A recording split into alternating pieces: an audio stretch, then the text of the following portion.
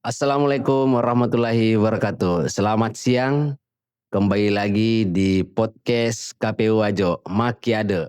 Mari kawal demokrasi. Siang ini kita kedatangan tamu yang sangat istimewa pemirsa. Kita akan membahas tentang peran media dalam mengawal demokrasi. Tamu ini juga sekaligus sebagai ketua atau pimpinan media di Kabupaten Wajo. Siapakah itu? Mari kita simak. Bicara terkait peran media ini adalah bagaimana memberikan Informasi yang sampai ke masyarakat, di telinga masyarakat itu bisa akurat. satu orang. Padahal kalau kita berbicara terkait kapasitas kan mungkin semua orang punya kapasitas yang sama. Kalau menurut kami dari perspektif media ya, Dan pengawalan demokrasi, menangkal hoax dan seterusnya. lebih condong pada generasi yang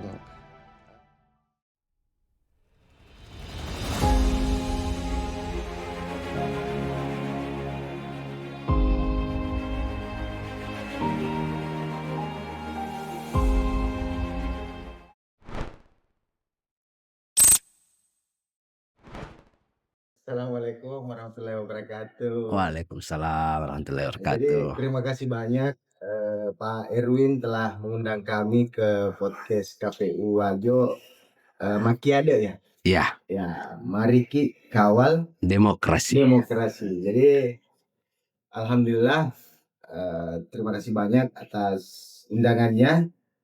Saya kira posisi media dalam mengawal pemilu dalam hal memberitakan informasi, saya kira ini penting dan sangat menarik untuk kita bahas ke depan.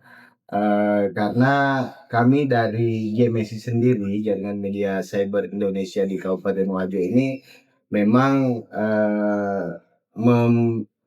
membuat sebuah program terkait bagaimana mengelaborasi atau melakukan kolaborasi kepada beberapa media untuk menginformasikan informasi yang harus dan bersih dari hoax. Oke, mantap sekali pendalamannya. Sebelum kita masuk ke diskusi-diskusi ini, baik pemirsa, kita akan memulai ini dengan segmentasi pertama.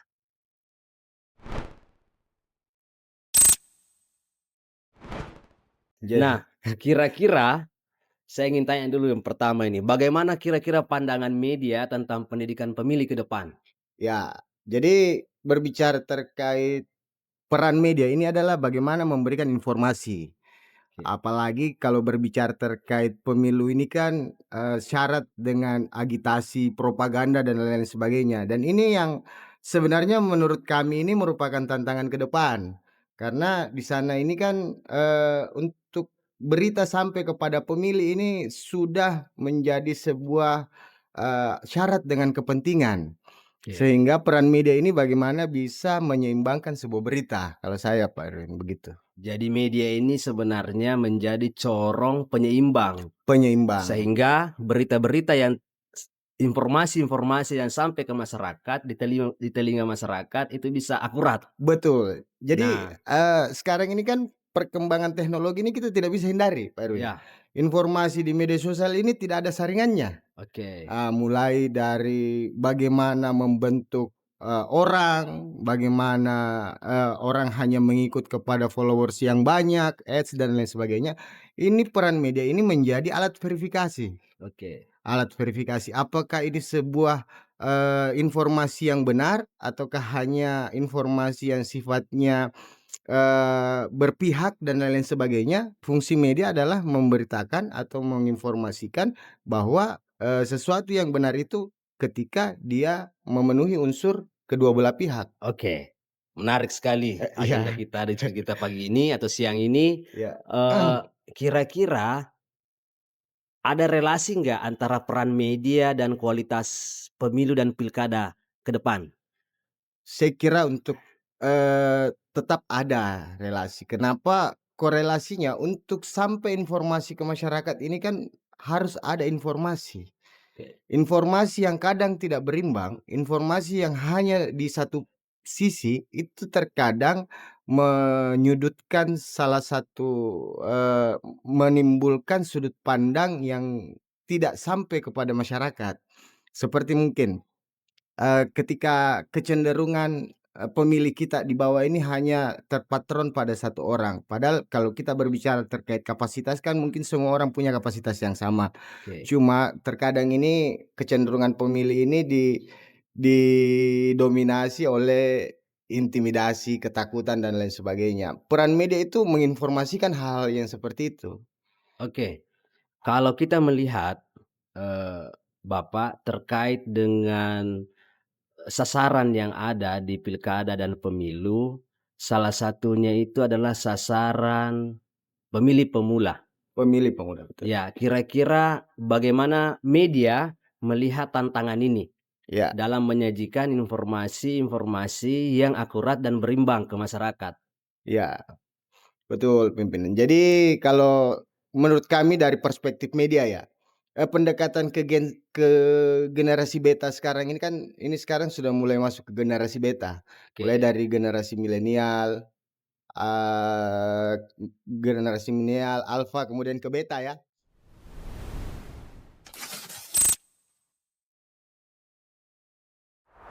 Kita akan, lanjut ke segmen ketiga terkait dengan peran strategis media dalam pendidikan pemilih.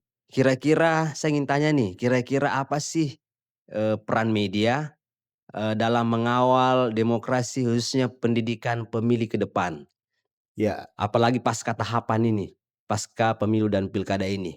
betul pimpinan. Jadi begini, kalau saya, ini generasi-generasi kita saat ini kan lebih condong pada generasi yang, serba instan. Oke, Dari generasi milenial, Gen Alpha, dan sekarang sudah menuju beta, generasi beta. Kecenderungan pemilih pemula ini, terkesan ketika mendapatkan informasi itu selalu ingin mendapatkan yang sifatnya cepat, oke, kemudian tidak, ribet. Jadi, pendekatan media yang kita lakukan, apalagi kami di media cyber atau di media online ini, itu lebih, membuat sebuah konten-konten yang menarik. oke, Seperti yang dilakukan mungkin pada hari ini, komisioner KPU ya, oke, dengan programnya podcast Makiada.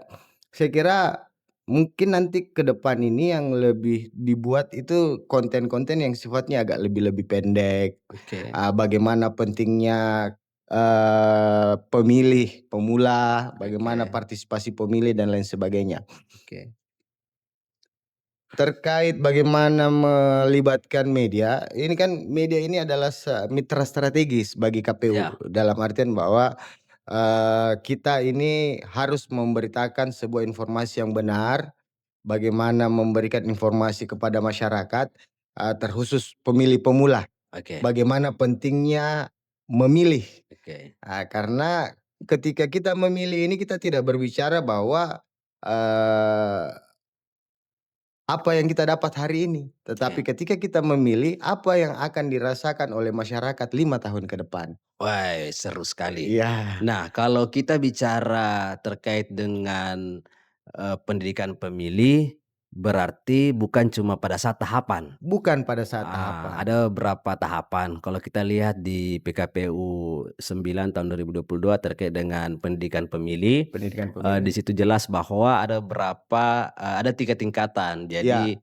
pratahapan, pada saat tahapan, dan dan pasca pasca tahapan. tahapan, betul. Nah, kira-kira, kalau pada saat tahapan sih jelas nih, Ya, bagaimana peran media melakukan pengawalan demokrasi, menangkal hoaks dan seterusnya. iya, Nah, kami dari KPU sebenarnya menitik beratkan, perjuangan-perjuangan para sasaran kita ini termasuk pemilih pemula, kelompok-kelompok marginal tetap berkontribusi. betul. Nah, kontribusi ini seharusnya, diaktifkan kembali Ya, pasca ada keterpilihan gitu. Kira-kira seperti ya, apa peran media pasca, keterpilihan ini?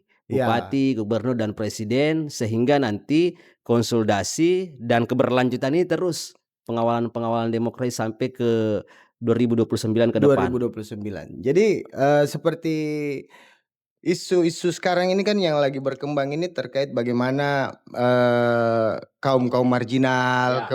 kemudian disabilitas Ya. ini punya hak yang sama dalam hak suara. Ya. Itu saya kira peran-peran media ini adalah bagaimana memberikan informasi kepada mereka Ya. bahwa mereka sekarang ini terlibat dalam Oke. hal-hal yang seperti itu. Mungkin nanti terkait sekarang kan enak ya, berdasarkan regulasinya sudah ada terkait bagaimana kaum-kaum disabilitas, perempuan, Ya. lansia ini bisa mendapatkan hak pilih. Ya. Karena berbicara terkait seperti yang dibahasakan tadi, tahapan bagaimana terus mensosialisasikan pemilih pemula, tahapan demokrasi kita di Indonesia ini bagaimana semua bisa terlibat, berkontribusi. Oke. Karena ukurannya kita di partisipasi. Ya, betul. Bagaimana meningkatkan partisipasi pemilih? Ketika Oke. partisipasi ini meningkat, ini kan butuh dorongan dari teman-teman media. Media Oke, ini betul. harus berkolaborasi bagaimana menginformasikan sampai ke tingkatan bawah bahwa pemilihan itu adalah sesuatu yang sifatnya penting. Oke. Iya, Baik, menarik sekali diskusi kita pemirsa, iya, sahabat, sobat pemilih Wajo. iya, Mungkin, kita ingin mendengarkan kira-kira kalau kita melihat asas-asas pemilu atau asas-asas pemilihan ini ada beberapa, standar yang ideal. iya, Contohnya misalnya dalam pemilu itu kita harus jujur, iya, adil, dan adil, iya, berintegritas, iya, iya, contohnya misalnya. Nah, kalau kemudian media ini dititik beratkan kepada tonggak demokrasi, berarti demokrasi, media juga harus berintegritas. Nah, harus, ya. kira-kira bagaimana sih komitmen media dalam, mengawal pemilu yang berintegritas ke depan? Ya, jadi kalau berbicara asas pemilu itu langsung umum, bebas, rahasia, Ya, jujur dan adil adil, ya. betul. Jadi adil kita mulai dari belakang aja pimpinan. Adil Oke. ini dalam artian bahwa ketika menginformasikan sesuatu ini kan berdasarkan kode etiknya kita. Kode etik jurnalis itu kan harus berimbang Oke. dan harus memenuhi unsur 5W tambah 1H. Oke. Jadi ketika kita berbicara terkait bagaimana menjaga integritas, ya tetap kembali pada wilayah kode etik dan kode etik jurnalis dan menjaga bagaimana supaya berita yang keluar itu tetap berimbang, Oke. eee, Terkonfirmasi. terkonfirmasi. Karena kemarin saya lihat memang, tanpa dipungkiri banyak sekali media-media di luar yang, Mhm, eee, terindikasi bahkan ada berita-berita yang hoaks. iya, Nah, kira-kira seperti apa itu untuk menangkal berita-berita hoaks seperti ini? eee, Terutama di pimpinan eee, media JMSI yang Bapak sekarang iya, komandoi. betul, betul, betul. Jadi kalau saya begini pimpinan, kalau berbicara terkait pemilu, Ya. tadi itu kan yang saya maksud bahwa di pemilu itu, kepentingan ini besar. Oke. Jadi di media juga ini kan terkadang, menjadi alat propaganda, Ya. menjadi alat agitasi, Oke. sehingga untuk melakukan proses pengawalan terkadang, teman-teman ini juga ada kecenderungan untuk sedikit, kecenderungan untuk bagaimana sedikit untuk terlibat dalam hal itu. Oke. Ah, kalau saya, kolaborasi yang penting itu adalah bagaimana KPU ini bisa melakukan sebuah kerjasama dengan media supaya tidak terlibat dengan hal-hal yang sifatnya politik praktis. Oke. Karena ketika media masuk pada politik praktis, jelas hal-hal yang seperti tadi itu tidak bisa kita nafikan, tidak bisa Oke. kita hindari. Oke. Karena ini sudah masuk pada wilayah bagaimana, dukungan atau bagaimana, figur yang akan kita dorong itu dimunculkan. Oke. Sehingga akan biasa ada efek atau bias dan lain sebagainya sehingga terkadang memang sudah tidak berimbang, Oke. seperti itu. Nah, kalau kita bicara terkait dengan kerjasama atau MOU ke Iya, depan antara KPU dengan media, iya, kira-kira kalau kita melihat peluang-peluang itu, iya, peran media kira-kira seperti apa kalau kita melihat sasaran-sasaran yang ada? iya, Contoh misalnya ada segmentasi, kalau di Wajo ini ada segmentasi nelayan atau nelayan, nelayan rumput iya, laut, betul. atau misalnya kita bicara terkait dengan pemilih pemula Iya, atau kelompok-kelompok perempuan. Nah, iya, pertanyaan saya kira-kira penjangkauan media JMS ini seperti apa ke segmentasi itu? Jadi, untuk, bentuk kerjasama kalau saya, yang pertama setiap bentuk program atau kunjungan yang dilakukan KPU itu minimal media hadir. Oke. Hadir di tempat itu, melakukan peliputan, kemudian dari situ nanti akan diberitakan terkait apa-apa yang telah kita lakukan. Oke. Mungkin program seperti tadi, di nelayan, KPU, berkunjung ke kampung nelayan untuk melakukan sosialisasi, ataukah ke sekolah ya. Jadi untuk mendeteksi pemilih pemula ini kan biasa kecenderungan kita ke sekolah. Oke. Jadi KPU go to school. Oke. Go to school. Di situ nanti kan kita di media ini kan akan melakukan, informasi terkait apa yang dilakukan KPU di sekolah. Oke. Melibat Penyebarluasan informasi ya? penyebarluasan informasi. Kemudian dari hasil kegiatan yang dilakukan inilah yang kita expose keluar, informasikan bahwa untuk sekarang ini, tingkatan, pemilih pemula kita kecenderungan untuk memilih itu seperti ini gitu. Ya. Oke, terakhir mungkin terkait dengan pemilih pemula yang Ya. disinggung tadi sama Bapak Ketua JMSI Kabupaten Iya, Wajo, kira-kira kalau kemudian kita lihat, media digital ini sangat dekat dengan pemilih pemula gitu. betul. Jadi, pemilih pemula sekarang apalagi hadirnya teknologi yang menembus batas Ya, gitu kan, hampir semua ruang-ruang kita dipengaruhi oleh teknologi dan media digital sangat ya, dekat dengan pemilih pemula. Kira-kira seperti apa strategi pendidikan pemilih yang akan dilakukan oleh JMSI ke depan ya, untuk menjangkau pemilih pemula ini? ya. Jadi kalau saya, untuk menjangkau pemilih pemula ini kita harus lebih kreatif dalam membuat konten-konten. Nah, Oke. jadi, selain pemberitaan dalam bentuk, tulisan, strike news dan picture mungkin atau nanti mungkin ada opini, ini kita buat dalam bentuk slide atau dibuat dalam bentuk video-video narasi pendek Oke. sebagai pengantar. Oke. Ini yang akan, menarik, pemilih atau menarik pembaca untuk mencari tahu lebih dalam. Jadi ada slide-slide, atau video-video pendek sebagai pengantar. Minimal konten-konten yang 59 detik ini Oke. yang menarik, kemudian itu yang akan dilempar ke, media sosial. Karena yang paling dekat sekarang ke pemilih-pemilih kita ini adalah media sosial. Pengguna internet di 94 juta ya untuk sekarang, itu hampir 80% itu menggunakan media sosial. Sosial. Jadi seperti yang, Pak Erwin bilang bahwa, memang media sosial ini harus, dipergunakan juga secara aktif, dan media adalah alat verifikasi untuk mempercayai bahwa berita itu benar atau tidak, Wah, menghindari menarik hoaks. sekali. Iya, Jadi JMSI ini secara garis besar berkomitmen iya, ke depan untuk mengawal, terutama berita-berita hoax gitu kan, iya, melahirkan berita-berita yang akurat dan berkomitmen untuk mengawal pendidikan pemilih atau pendidikan demokrasi ke depan. Baik sobat pemilih Wajo, mungkin, demikian podcast kita siang ini, iya, kita akan diskusikan, lebih lanjut di segmentasi berikutnya. Kita baik, akhiri, baik. Bapak Borjo, Iya siap pimpinan. biasanya saya panggil Kakanda Borjo.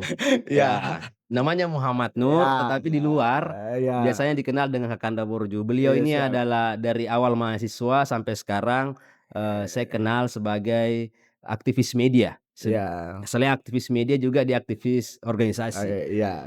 Saya hormat sekali sama beliau. Terima kasih banyak atas waktunya. Terima kasih banyak pimpinan, ya. Mudah-mudahan kita bisa berkolaborasi ke depan untuk Amin, mengawal demokrasi yang ada di Kabupaten Wajo. amin. Salam Makiade, Salam mariki kawal demokrasi demokrasi. di Kabupaten Wajo. Terima kasih. Bilahi taufiq wal hidayah. Wassalamualaikum warahmatullahi wabarakatuh. Waalaikumsalam warahmatullahi wabarakatuh.